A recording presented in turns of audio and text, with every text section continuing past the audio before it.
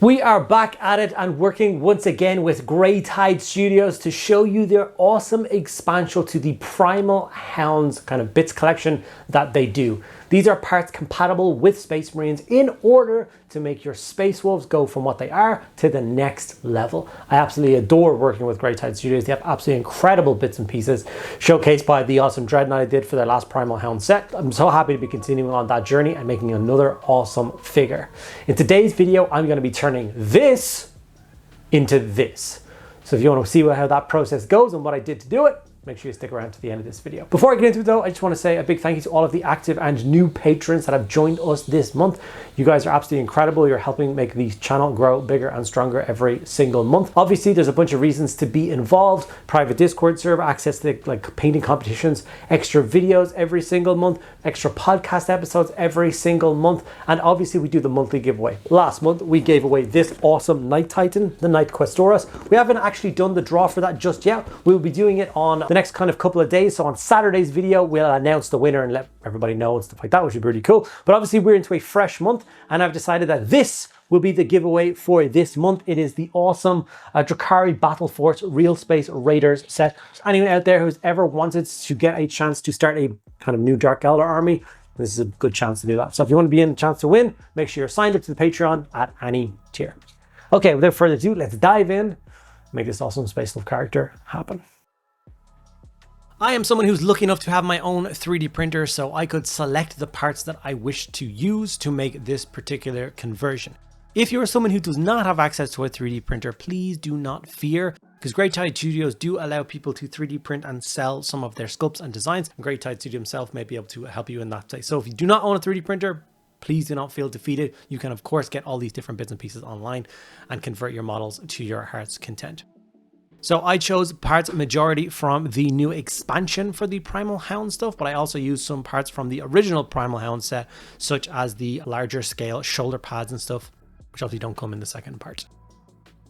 I will leave links down below to their My Mini factory where you can check out all the different bits and pieces available from them. So if you decide you want to buy some of their pieces yourself, then you can do that down below.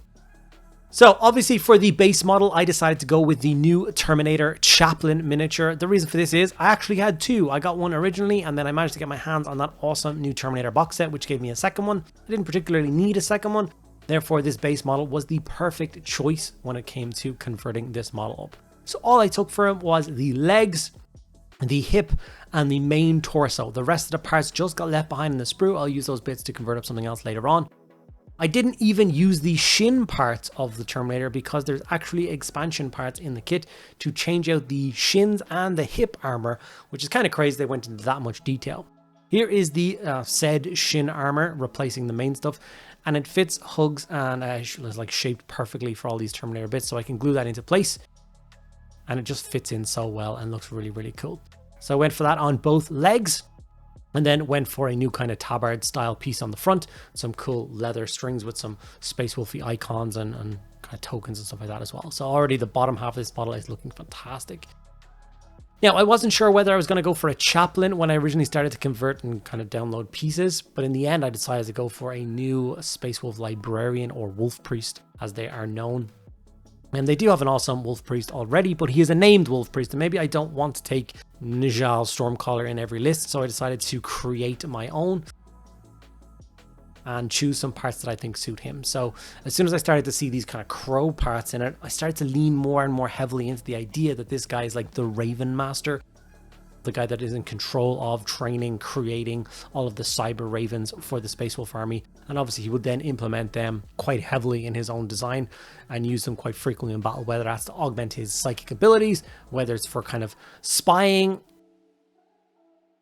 I shared this kind of idea with some friends of mine, and a good friend of mine came up with this story and name for this character, which I thought was pretty cool. So I thought I would share it with you guys here.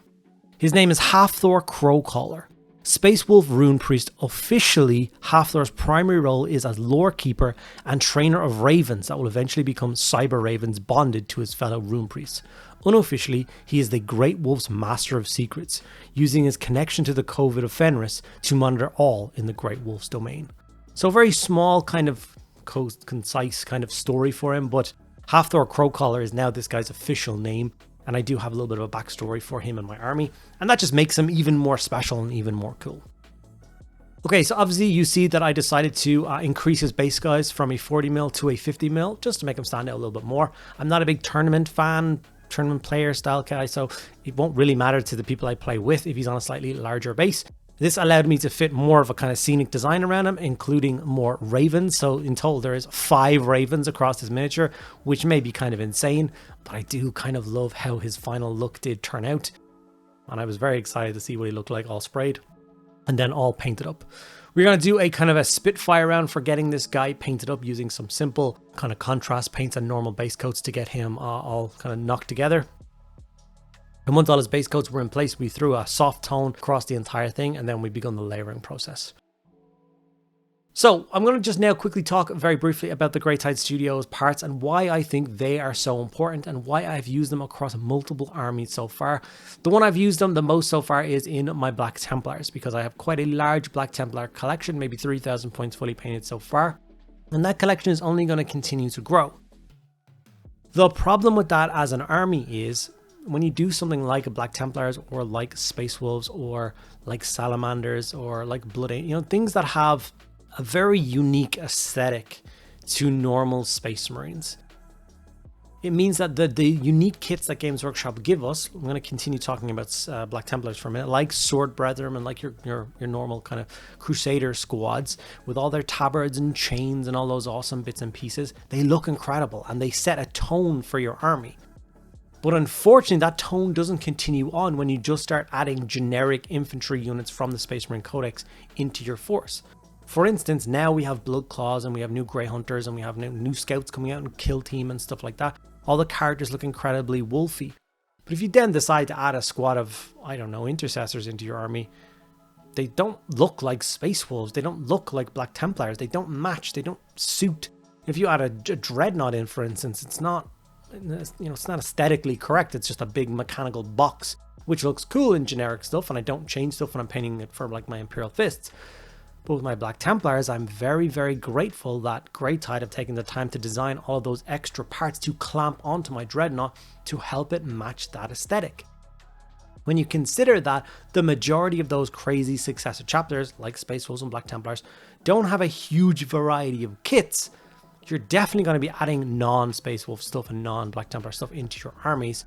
So having access to all these parts that's going to help you kind of help them blend in, I think is absolutely vital. It's something that changes the way I hobby quite a lot.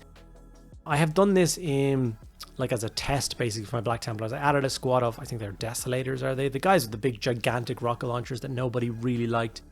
And I just painted them like Black Templars. They have like Black Templar transfers on their shoulder pads and they suit just fine. And I put them in the army and they just look so out of place. Whereas on the offside, I took a squad of normal Terminators and I used all the parts from Grey Tide Studios to give them big, beautiful Templar cross storm shields and thunder hammers. They've all got big billowing cloaks behind them with all the kind of insignia on them, different shoulder pads, awesome kind of bucket helmets, and then painted them like Black Templars, and they look like they belong in my army. They look incredible. And the difference was spending 5 minutes throwing some bits and pieces onto a print bed, printing them off, getting them glued on, and then spray and painting them like normal, and the difference is colossal. So if you are out there, you are a collector of kind of a unique Space Marine chapter and you think Grey Tide Studio have the parts that you need, I do thoroughly recommend that you go and try them. Grab yourself some bits and pieces to convert at least a Dreadnought. I've done, I think, 3 or 4 of their Dreadnoughts now. I only haven't done their Dark Angels Dreadnought so far. I've done every single other Dreadnought that they can possibly give me, and I have no intentions of stopping. There's rumors on the horizon. Basically, I asked them out straight, are they going to be doing one for their Salamander-esque parts? Because they kind of didn't when they brought them out. I don't know whether I'm supposed to be sharing this with you, but they did mention there may be one coming soon, and I was very keen on this. So as soon as the Salamander parts come out with the Dreadnought, then I'm going to be doing another Dreadnought for them. And then maybe retrospectively going back and doing the Dark Angel one. So that would be kind of cool. But if you're curious, I've already done a Blood Angel one, a Black Templar one, and a Space Wolf one in their awesome colors. I think it looks so cool with all those extra parts. The Dreadnought parts are actually my favorite part of Grey Tide Studio. And the really, really cool thing about them is you don't have to glue them on before you build the model. So if you currently have like a Space Wolf or a Black Templar or a Blood Angel or a Dark Angel Dreadnought, a Redemptor Dreadnought, and you're like, oh, I wish I'd added those parts, you can still buy the upgrade parts, clamp them on top of the models that you already have, and then paint them up on top of it and blend them in and make them look great. So I think that's a really cool feature as well. They don't replace armor panels, they bolt on top of them, and it looks really cool. So as you can see, I could rant on about Grey Tide for so long. We kind of have a standing kind of partnership. I'll be doing a video for them once a month for the foreseeable future, sharing their awesome parts. I'm very tempted to do an awesome Legion of the Damned miniature next month, so we may see how that goes. But for now, I'm more than happy to add an extra cool miniature to my Space Wolf collection. As you can see, we're in the layering stages now. We're getting this model tidied up, getting those last kind of final touches in, making him sparkle. He's got a really kind of bizarre disconnect when I'm painting these models of the base and the model. That baby blue and that dark kind of gray, they kind of don't suit each other. And that is until I add all of the snow texture paste on the base. So please do bear with me. The snow really does make everything kind of pop, and it kind of helps everything to synchronize. If you are curious as to how I painted this miniature and you're looking for the paints that I use, a full paint list will of course be available on my Patreon. That is available for all of my Patreon members all the time. So paint lists for the models that I do paint. So you can check it out below. Using a bit of pallid witch flesh here to highlight the beard, but that was quite a clever thing to do. Adding some simple highlights to the metallics and then some oxide onto all those kind of gold features to make them stand out a little bit more. I tend to use oxide a little bit more than I should, but I just really love it. My pot's actually nearly running low. I'm going to have to get a second one. Who's run out of a pot of nilic oxide? Use so little of it so infrequently, but I've managed to. I've even used it to fill in some of those kind of runic designs and shapes cut into the bone, just to help them look a little bit more ethereal and stand out just that little bit more. Another interesting step that I decided to go for is I love the kind of rough and ready battle damage style Space Marine. So for an edge highlight on this armor, I actually went for silver. I just wanted to add a nice kind of scratchy section to all of this. So I added a very simple highlight to most of the kind of more predominant kind of blue armor sections with silver, just to help it pop a little bit more and help define those sections just a tiny bit. It only took a couple of seconds. I wasn't aiming for the entire thing and going for a crazy edge highlighting session for half an hour on the model. As you can see, I'm moving quite quick and just adding that splash of silver. It does help quite a lot. Last but by no means least is the textured snow that I'm going to be covering this base with. The base is also Grey Tide Studio stuff from the original Primal Hounds set. It's kind of a Celtic Nordic style design which suits the Space Wolves down to the ground, and then I like adding layers of snow and stuff on top of it. I do go quite heavy because they're Space Wolves and they like to fight in the snow, but all that extra architecture and detail is definitely still shining through in some sections. Once you add all that white snow, the kind of baby blue Space Marine pops a little bit more. Those dark ravens kind of pop a little bit more, and as a single piece I think he looks absolutely incredible.